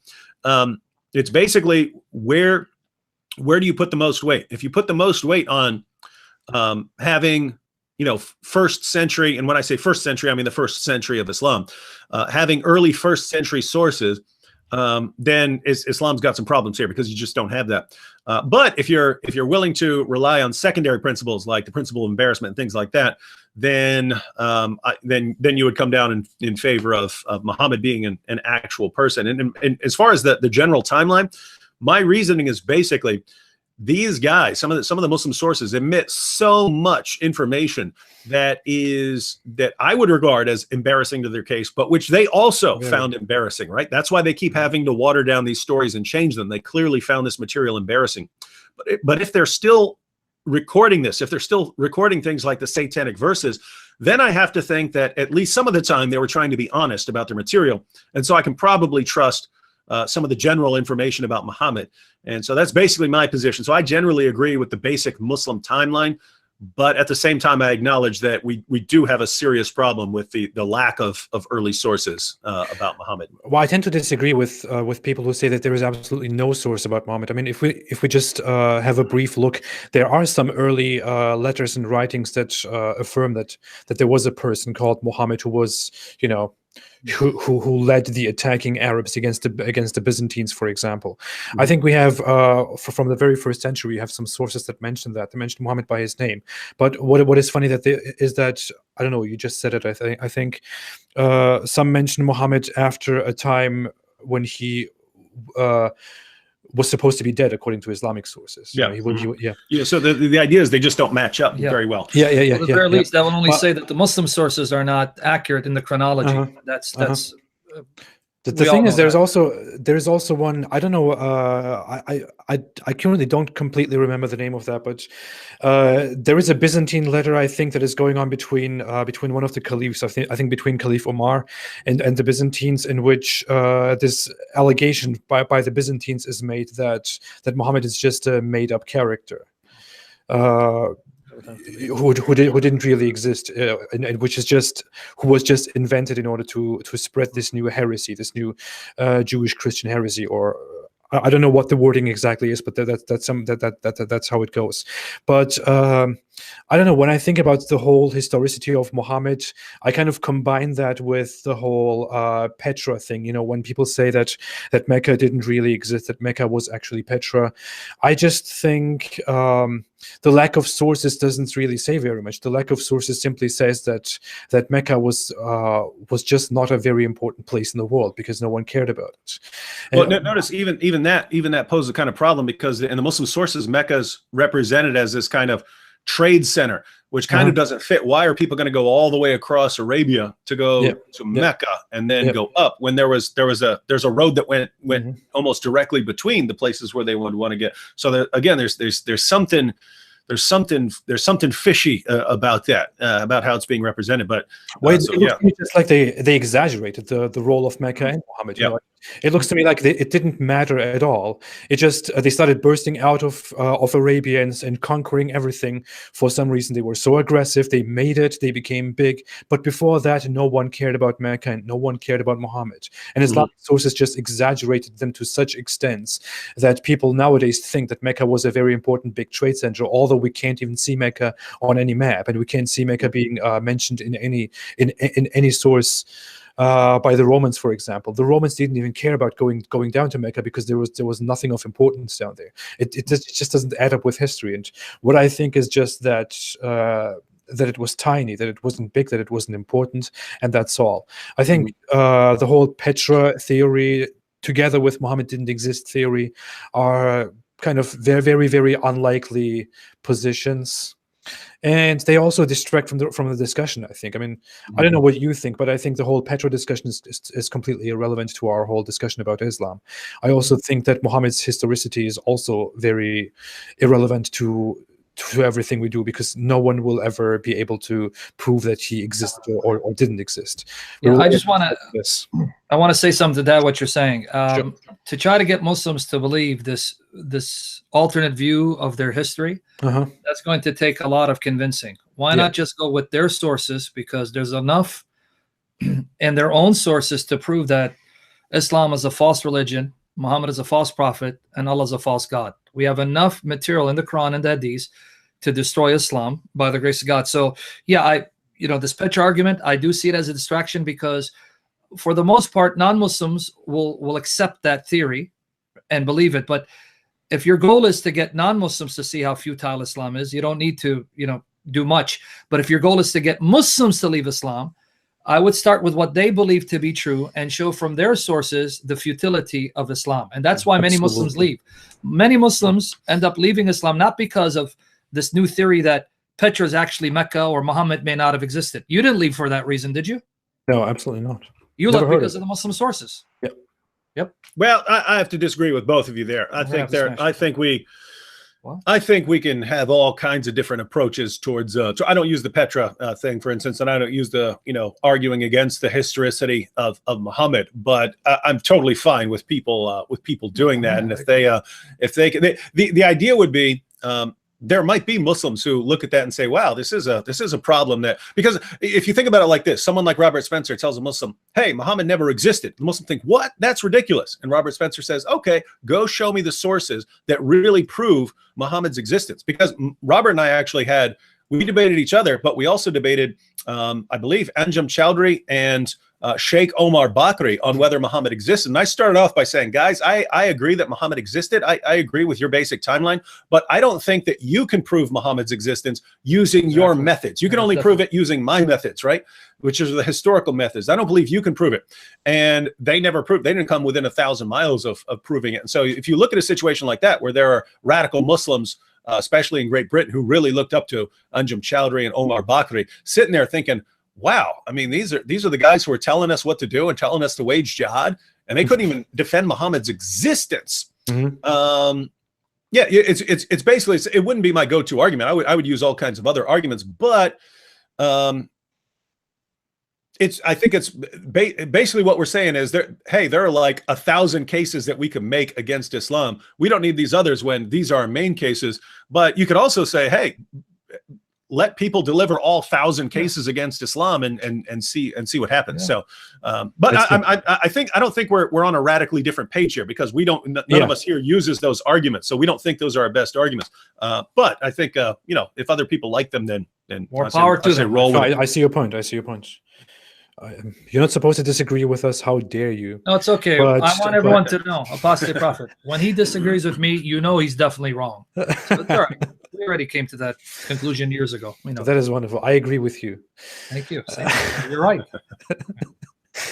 All right. Do you want to go on for another 10 minutes? Or? Up to you, friend. We're here. Yeah, let's do it. Well, we took some questions. We can go for some more. There have been questions more directed at me. I will leave those questions to a different live chat where I can just answer your questions, everyone. But thanks for all the questions. Thanks for the participation. By the way, you have seen this beautiful mug here, which gives you a very important message. If you want to get that, you can see the link in the description right away. Don't forget to like the video. Don't forget to smash the like button, or behead the like button, as David Wood would say. Nice. Wage jihad on the like button. Wage jihad on the like button, or treat the like button like a... Let's not go there. Okay. Is there anyone with a specific question they want us to address? I don't see any. It's all about the Trinity. They're all asking about the Trinity here. Yeah, people didn't ask very many questions. I think people were very much satisfied with how much both of you explained everything. So. Yeah, notice you're about to hit 100,000. Yeah, You're gonna do anything special for the 100,000? Wow. Oh yes, we're about to hit 100,000. It's going to happen within the next 2 or 3 days. Apparently, came much faster than I expected. I'm planning something, a very big project, which I announced long ago. When I said when I hit 100,000 subscribers, I will make a video in which I will present all mistakes in the Quran, not only scientific mistakes and contradictions. I will present all mistakes in the Quran as they are, and I will explain all of them. I'll spend 30 seconds on each one of them, so it will all be very clear. It will be a complete destruction of the Quran. And I'm currently going on with analyzing mistakes in the Quran, because I think that's a very, very important thing to bring up to doubting Muslims, to even to very firm and religious Muslims. I think that's very interesting to see. So it would actually be very nice if you two would come together with me and kind of have some input in that. Anytime. Yeah, I'll be more than happy, friend. It's a very important project. I value that very much. Sure. It's a good milestone, and I think your help would be very much appreciated with that. Anytime, you can count on us. We're here to serve you. Wonderful. All right. If you see any questions, you can pick them up and attack them. Mostly what I'm seeing is people talking about the Trinity. I don't know. Maybe because we're Christians here, they're asking about the Trinity. And then someone asked me about fasting, which really is not relevant. But then they asked about Muhammad, not Muhammad, I'm sorry. Rashid's got a documentary, Muhammad having frontal lobe epilepsy. Yeah.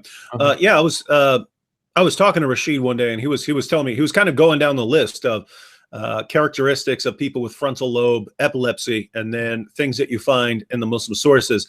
And there were a lot of parallels. I know a lot about the issue, but we mentioned earlier that we'll be doing some shows with Brother Rashid, and we'll allow him to lay out his case over and over and over again in all kinds of ways. We got frozen. He's got problems. Oh, yeah, I see frozen. Okay, now it's going. Go ahead. Yeah. So, yeah, and just to confirm, I actually agree. I wrote a response to Jamal Badawi. By the way, for those of you, if you want the written material to the points that we raised, you can go to answeringislam.net. That's the website that we've contributed to, answeringislam.net. Go to individual authors. You'll find David Wood's articles there, mine under Sam Shamoun, and also answeringmuslims.com. These articles are there. I'm not trying to advertise their websites. What I'm trying to say is these are the arguments that we pretty much have written down for your convenience. And I actually wrote a response to Jamal Badawi. It's on answeringislam.net, because Badawi tried to deny the assertion that Muhammad suffered from frontal lobe epilepsy. Because of that, I went and did some research, and by golly, he did suffer from frontal lobe epilepsy, because he has all the symptoms to a T. So I actually do believe Muhammad suffered from frontal lobe epilepsy. Now, the real question again is, what was the cause? Was it just simply chemical, biological cause, or was it both, something that was biological and spiritually induced? See, this all comes down to your worldview. But yeah, I actually do believe he suffered from frontal lobe epilepsy. And you can read my reasons by going to Answering Islam. Look for my name, Sam Shamoun. Look for that article on epilepsy. It's actually several parts. But yeah. Yeah. Answering Islam is a very, very nice source, by the way. Whenever I make a video, whenever I decide to talk about something, I go a little bit into my memories, but I open the Quran, relevant parts. I open the Hadith, a bit of the Sirah, whatever is necessary. And what I always do is, before I start writing something, or before I start talking and making a video, I open some Muslim sources that defend whatever point I'm going to talk about, like Islam Q&A, Islamic awareness, and so on. And Answering Islam is always also opened as a source against Islam. So I take those two sources into consideration when I try to make a script and talk about something. Just want to say, Answering Islam is a beautiful source if you want to learn about something specific in Islam. It's a beautiful source to read more about Islam. And Sam Shamoun's articles are there. I personally always land on them somehow. It's really it is really very informative and very, very helpful if you really want to learn about Islam without any weird additions, any things taken out of context, any weird stuff added. Completely honest and very, very hard hitting. It's a very nice source. Apostate Prophet, this question coming up. If you're interested, I'll be more than happy to address this thoroughly, because we don't have time now. Can we use the Quran to show that though the Quran denies that Jesus is God in one sense and has a convoluted view of the Trinity, can we find passages in the Quran that contradict those assertions and depict Jesus as God? The quick answer is yes, you can. You can point to passages in the Quran where it actually elevates Jesus to divine status, though denying that he's God. And that's one of the major contradictions in the Quran. If you're ever interested for us to go in depth on that, let me know. I'd be more than happy, because I can't answer that in 2 minutes. But someone keeps asking that question. Okay. So wait, what was your did you want to go into that, or? Yeah, I can real quickly answer. It is clear. Okay, sure, do it. Yeah, real quick, because you said 10 minutes, but it is clear, and I can't deny this. The Quran does say that Jesus is an apostle of Allah and he's just a servant. There are passages that say that. But again, because Muhammad was trying to entice the Christians to take him seriously, trying to dupe the Christians into thinking that he's a prophet like the prophets that came before his advent, he would often adopt and adapt certain theological beliefs and practices of the Jews and Christians in order to convince them, see, look, I am a prophet like Jesus or Moses because I'm affirming these things that you hold to be true. But in so doing, Muhammad actually buried himself. He actually proved that he is no prophet, but someone that spoke out of both sides of his mouth and just contradicted himself left and right. And what do I mean by that? Just real quickly, chapter 4, verse 171. which ironically is a passage that chides Christians from saying three. It says, do not say three, Allah's one. In that passage, it says to the people of the book, it's actually directed towards Christians because it's talking about Jesus. So which group of the people of the book? Christians. It says, O people of the book, do not exaggerate in your religion and speak nothing but the truth about Allah. And then it says, Jesus, the son of Mary, was an apostle of Allah. And then it says, his word, kalimatuhu, his word, which he cast down upon Mary, and a spirit from him. Now, right there, you can use that passage to show that Muhammad contradicted himself, because notice he's affirming the pre-human existence of Jesus. How? He says, Jesus is his word, kalimatuhu, kalimat Allah, the word of Allah, which he cast down upon Mary.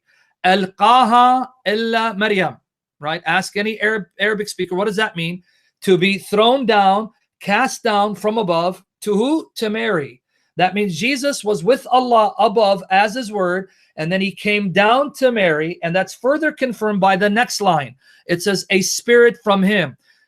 Note that Muhammad is pretty much confirming the Logos Christology of John 1. Because in John 1, we are told that Jesus is the Word that was with God, who then became flesh. Now, how did he become flesh? By entering into the blessed womb of his mother Mary, which means that prior to Jesus becoming flesh, remember, he only became flesh when he entered Mary's womb, he would have existed as spirit. And that's exactly what the Quran says.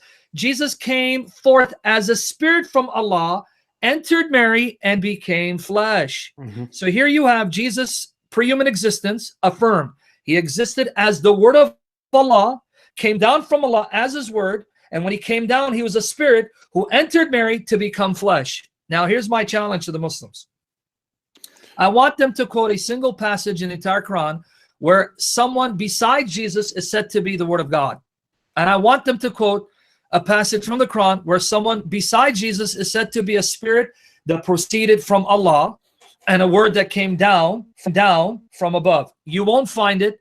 This is only said of Jesus, which is why in Islamic tradition, Jesus is called Kalimat Allah and Ruh Allah, the word of Allah and the spirit of Allah. Now, if those titles do not affirm the divine pre-human existence of Jesus, I don't know what does. Now, in a future session, we can go in depth and show how chapter 3, verse 7 of the Quran was actually formulated by Muhammad. And that's a passage where Muhammad said, there are certain verses in the Quran that are clear, certain verses that are unclear. Don't focus on the unclear ones. According to Muslim scholars, Muhammad composed that verse in order to refute the Christians who are quoting the Quran to prove that Jesus, as the word of God and a spirit from him, must be divine. What was Muhammad's response? Don't quote that. That's unclear. We don't know what it means. Focus on the clear passages. There you go. Wonderful, wonderful. Thank you, Sam. Okay, I guess that's all. I guess that's all we have to say here. We are pretty much done. I want to address one last thing, which is good news to everyone. I'm still an atheist. After listening Stone him! Biblical Sharia! No, go ahead. Yeah, good news. I'm still an atheist. No, I see this question come up very often because, you know, we come together. We are Christian apologists and an atheist here, just a little clueless atheist sitting here and talking about Islam. So many Christian viewers are here saying, why don't you believe in Christianity? Many atheists are asking questions like, are you becoming a Christian now? But it's not happening, no. The thing is, I just don't see this difference in our beliefs and ideas as a barrier between us. I believe I respect religions. I made a video about that very recently, in which I talked about why I don't criticize other religions beside Islam, and I explained very explicitly in that video that that I don't have a problem with religion in general. I don't have a problem with the belief in God and with the belief in the supernatural. I don't have a problem with Muslims believing in Allah. That doesn't bother me. It doesn't. I don't attack people because of that. They could do that all along. I mean, if Islam didn't have such horrible qualities as it has, as we always point out, I I wouldn't even care about Islam. I wouldn't care about how Muslims believe in Allah. I wouldn't criticize it. It would be none of my business, just like many other people believing in something divine is none of my business. I'm technically an atheist. I don't really use that label because many atheists in our time who are rather anti-theists kind of abuse that label, atheists, and pretend that all atheists, or everyone who doesn't believe in God, should somehow hate all religions equally and mock religious people and mock all religions and this and that. I don't hold the same position. I don't think that's a necessary thing to do, because I don't think any other religion is as harmful as Islam is. I actually don't even think that religions are harmful at all. I believe, of course, some have different influences on society, but that's a different issue. We can't think of religion as a harmful thing to society altogether. I don't think that. If you, as an anti-theist, think that, for example, that's your deal. You can think that, and I respect your opinion, but please don't expect the same thing from me. I don't believe in God. I have very solid positions why I don't believe in God. I usually don't talk very much about it because I'm not an atheist activist. I don't think it's relevant for me to spread my atheism to the world, but I will gladly explain why I don't believe in God in a future video sometime. But apart from that, I like Christianity, for example, in how much I like the Christian way of life. I like how Christians live. I like how Christians think.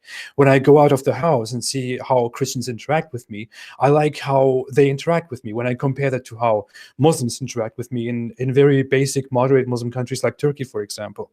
So, anyways, just to get that out, nothing changed, but I'm always glad to have Christians here who are so eloquent and who are so great in not only defending their own faith against allegations and insults often made by Muslims directly in the fundamental scripture like the Quran, but who are also so great in criticizing and really, really accurately and fairly scrutinizing Islam. I really appreciate that, and I always love to come together with people like David and Shamoun. So to you two guys, thank you so much for coming here and joining me.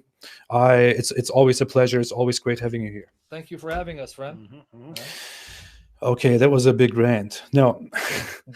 Do you have any last words to the audience, David or Sam, or both of you, please? I'll just say, so you guys were talking a bit about the temporal lobe epilepsy. Basically, these are good topics for people to study, because if you put all this together, right? If you put it together, evidence for Muhammad's temporal lobe epilepsy, and you put that together with some material I included in some videos called The Psychology of Islam, which talk about Muhammad's childhood and what modern psychologists say about someone who suffered the kinds of things that Muhammad suffered when he was a toddler and a young child. And they tell you exactly what the most common characteristics are of an adult who suffered these kinds of things when he was a child. You put those together and combine it with someone who's in Muhammad's place in Arabia, where you have Jews, you have Christians, you have pagans, you have polytheists, and so on. If you put all of that together, very easy to understand the rise of Islam. In fact, it's exactly what you would expect, given the type of person Muhammad was and the influences around him. So these are all good issues to really study up on, because then you can share that information with your Muslim friends and hopefully get your Muslim friends to start thinking a bit more critically about things they've been raised to believe. That's right. Yep, that's it. There's not much for me to say, but I do have a YouTube page called Shamounian, and man, I'm nowhere near 96,000. I'm starting to hate both of you guys.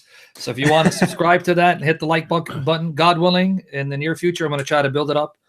So God willing, by the grace of Jesus. So yeah, that's about it. And again, I enjoyed this time. And if you ever want to do more shows, you don't need to,